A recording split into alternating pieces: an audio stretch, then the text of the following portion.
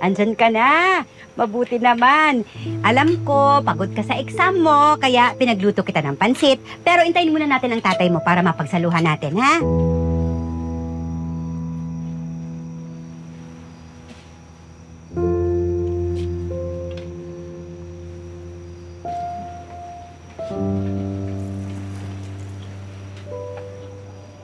Jenny? Ha? Ba't ganyan itsura mo? Gaano ba kahirap yung exam na yon? Ganyan na reaksyon mo. Jenny? Nay,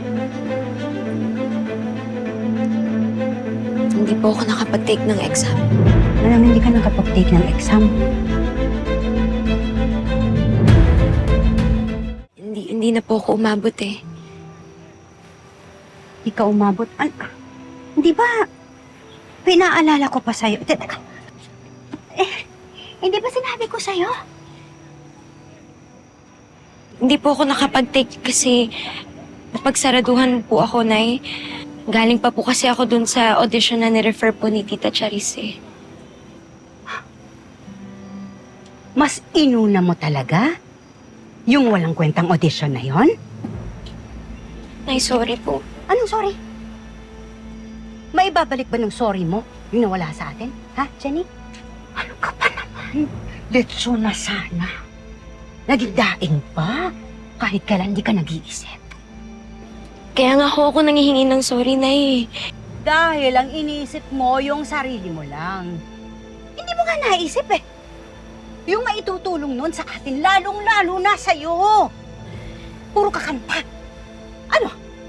May maibabayad ba? Na tuition fee? Yang kanta mo? Ilang beses ko ba sasabihin sa'yo? Hindi pa ba ako sapat na pruweba? Ha, Jenny? Yung nangyari sa akin, hindi pa? Ha, Jenny? Saan ba ako dinala ng pagkanta ko?